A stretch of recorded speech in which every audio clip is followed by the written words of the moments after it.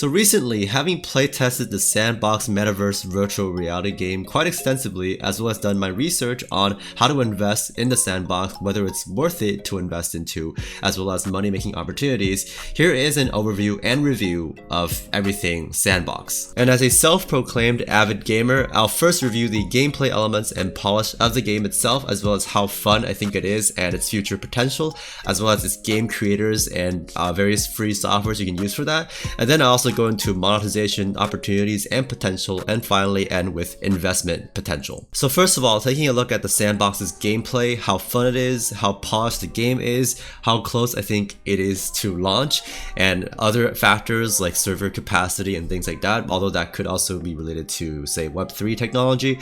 But anyhow, I need to first preface this by saying that I actually did not have an alpha pass, but was still able to play the non-alpha pass alpha, which means anybody can access this during the duration of the alpha, but just not be able to do some alpha specific quests, or alpha pass specific quests rather, as well as be able to earn some of those, NFTs that came with the pass. But again, you can still very much experience the game. You can actually try hopping onto their website and entering the game right now if you wanted to, and that's exactly what I did. And of the Sandbox experiences that are currently available in the alpha, I tried out the Alpha Hub, which also has some of its own quests, and then also the Dungeon of Dun YZ Zone, and the XYZ Club, or Club XYZ, and then Christmas Eve Miracle. And you can also tell because of the check marks or green check marks I received on each of these zones, meaning that I did indeed go and complete all the quests within them. And first of all, before we get into actually evaluating the gameplay, I have to first say that I think that the look and feel of the Sandbox is quite good, and I'll probably give it a 9 out of 10 or an 8.5 out of 10, because it actually does look quite nice and appealing, and also has longevity in that it's not based on realism, but rather more stylized, sort of Roblox-like or Minecraft-like characters and artwork, right? In fact, you can actually import Minecraft files into the game creator and the asset creator of the Sandbox as well. However, gameplay and polish wise, I am not nearly as impressed. And again, this is coming from somebody who has played video games for most of his life, from starting with Game Boy and Nintendo games to Super Smash Brothers, and also I played World of Warcraft for a very long time, for over a decade, as well as other popular games like Diablo 2, League of Legends, and so on and so forth. So first of all, speaking to its combat system and the gameplay of it, and I only experienced this within the zone called the Dungeon of Dun YZ, where you actually progress through a dungeon and you actually kill monsters along the way, and also pick up some pieces of gear like a sword and a shield and armor and things like that.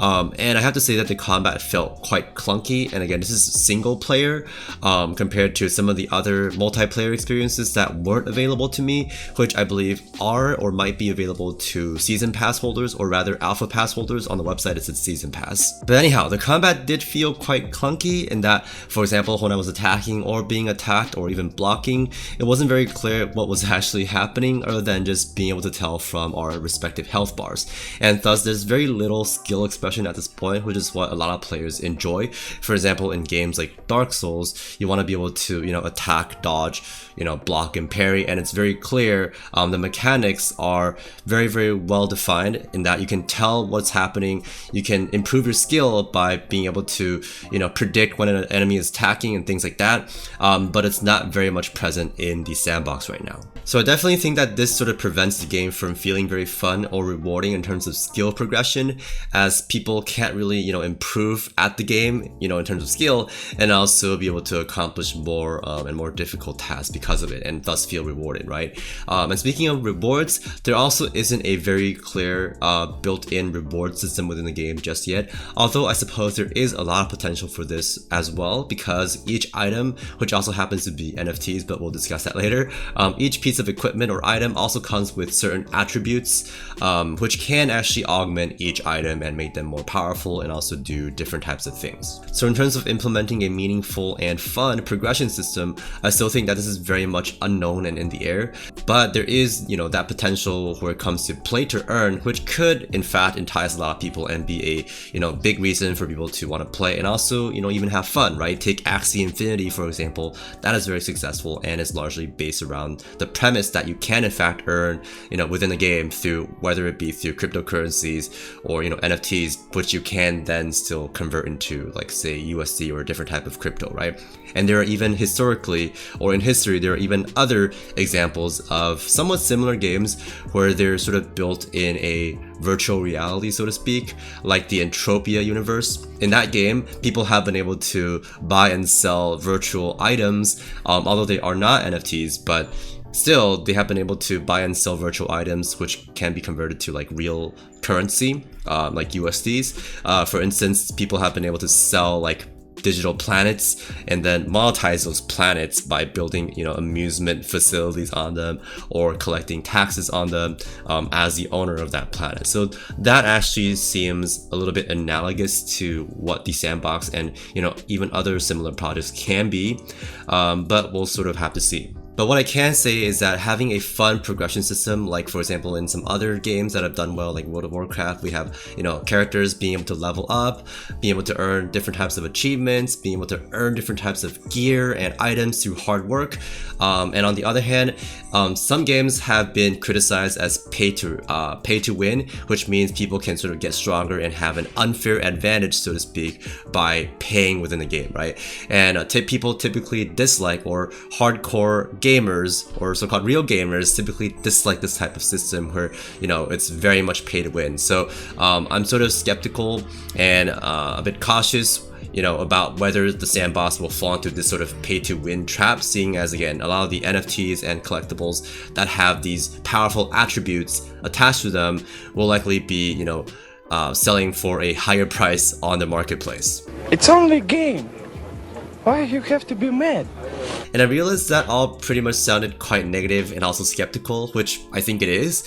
But there are some potentially good things I want to point out about the Sandbox from playing it. And that is, first of all, in terms of, the type of gameplay that involves like exploration and puzzle solving, I think that can be pretty fun.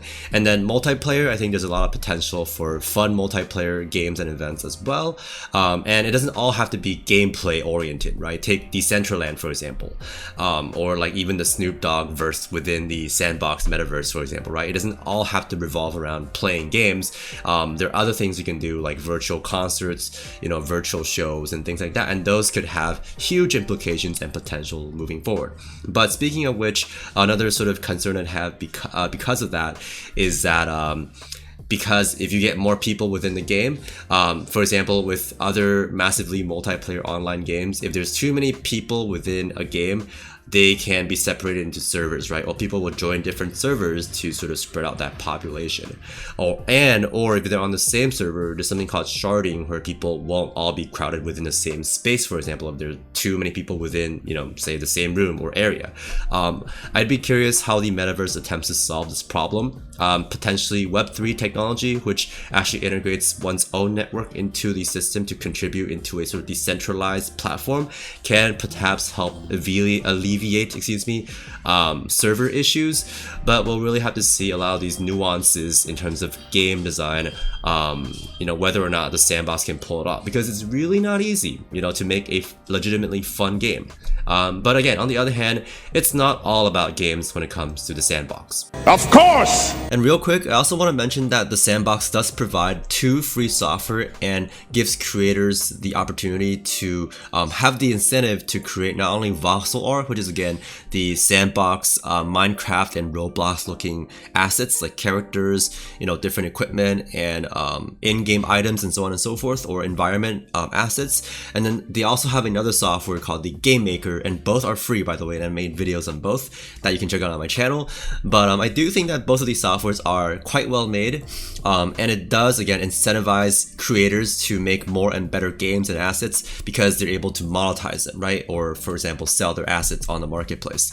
But even with this, I still think that the Sandbox itself, the mechanics and sort of the polish of it, could still use a slight upgrade, or maybe not just a slight upgrade, right? For the aforementioned reasons. And moving on, when it comes to competition within this blockchain-based NFT metaverse virtual reality game space, we've got some prominent players such as Axie Infinity as well as Decentraland, just to name a couple of the largest ones aside from the Sandbox. And there are also some other up-and-coming projects as well, and smaller projects, but I won't really mention those. But anyhow, talking about Axie Infinity first, I think that compared to the Sandbox, it's not quite of the same nature because Axie Infinity is a lot more gaming based, and thus I don't think it has as much potential, obviously, when it comes to more like, for example, hosting events and things like that, right? And also when it comes to gameplay, I also think that there are other projects that can potentially do better than Axie Infinity as well, even though it's so popular right now, right? And when it comes to Decentraland, having tried both Decentraland and Sandbox, and you can also log on to Decentraland, go onto the website, sign in using a MetaMask account, and you can try it out as well. But I think that Decentraland is even more poorly built than the Sandbox. And even though it also has quite a few investors, right, and people own plots of land within Decentraland as well, and it is sort of decentralized, right, meaning that, you know, people have their, you know, stake in it, and then they can sort of help to develop the space and things like that. It's really not very well made in terms of a game and a virtual reality. So I just for that direct comparison between the Sandbox and Decentraland, I personally would much prefer the Sandbox, and also much more highly believe in its, you know, future growth and potential, given that it's much more well built and polished, even though I still sort of criticized the Sandbox earlier, right? But also that the Sandbox just creates a lot more, or gives the opportunity to a lot of its, you know, sort of stakeholders or landholders, or, you know, its token holders to be able to create and be incentivized to create and better the land, right, through its voxel editor, game maker, and just sort of updating the platform and developing the plots of land within the metaverse. And what I'm even more concerned about for Sandbox, and what I think would give them an even larger run for their money, is large tech companies, right? Like, for example, Facebook recently announced their foray into the metaverse, which also in turn caused the Sandbox and other associated, you know, tokens and land to go up in price, which sort of spiked that wave of hype. But anyway, I digress. These types of companies could probably quite easily develop, and this includes gaming companies as well, right? You know, a few years down the line, we might actually see one predominant metaverse, right, or maybe a couple, even though they're, you know, technically with like Web3 technology and sort of the compatibility between different metaverses, we could see multiple, right? As for example, our avatar, or however we navigate these metaverses, will be able to travel between the different worlds, right? Hypothetically, or theoretically rather, right? But there could still be, you know, that one large hub, or, you know, a couple of large hubs that people prefer, right? And this could actually be analogous to currently where people, for example, a lot of people use Apple or iPhones, right? There's a large percentage of, you know, people who use smartphones who use iPhones. People who play video games, there's a large percentage of people who play, you know, certain video games and focus on certain companies and things like that, right? So after a while, with like competition, especially coming from large big tech, and, you know, technically some people might say, oh, maybe they could go and purchase the Sandbox, but with how decentralized it is, right? Remember, this is sort of a decentralized, you know, blockchain, cryptocurrency, NFT based platform, and seeing as they have these plots of land that are for sale, right? The only real way for a large company to actually acquire the Sandbox, or, you know, perhaps part of it, and you'll see that companies are actually already doing so, right, by purchasing the plots of land, right? And that's exactly how they'll be able to do so, right? Hypothetically, you could have like a large company, you know, bid out, or, you know, buy some of these bits of land from other owners at exorbitant prices, potentially, right? And thus getting a larger stake of the platform, and thus like voting rights and things like that, right? But again, you are already seeing that happening with, you know, Snoop Dogg, even celebrities, right? Like Snoop Dogg, deadmau5 is involved. I believe Atari, sort of a smaller gaming company, is involved, and they could actually, you know, have a stake in the, you know, the platform, and thus have like voting power and can develop their own plots of land and things like that, right? So that's sort of already happening, but not on like a, you know, huge company developer type of scale. And now moving on to monetization potential. potential. I think that this is still very largely up in the air because there's not a lot of evidence regarding, you know, how people can play to earn, right? Like for example in Axie Infinity, which does have a thriving ecosystem in that respect. But in the Sandbox, they claim that people will be able to play to earn. They don't really claim what you can earn. Well, perhaps you can earn like the sand token somehow, right? Which can be used to purchase various things within the game. They also say that with, again, the voxel editor, which is the asset creator, like for the character items, you know, in-game environments and things like that, and also the game creator. Well, first of all, the voxel maker is currently you can actually use it, or people who are approved by the creator fund can actually use it to list items on the marketplace, the Sandbox marketplace, that is. And if you're not part of the fund right now, you can actually download your, you know, voxel art and perhaps, you know, use it elsewhere, right? For example, you can be potentially a freelancer for this and create stuff for people and sell your services through a platform like Fiverr, right? That could technically work, which is a third-party platform, right? You can do the same with the game maker and create sandbox games, offer your services for a fee, or in the future, again, they claim that you can actually, and this will usually require you to be a landowner as of right now.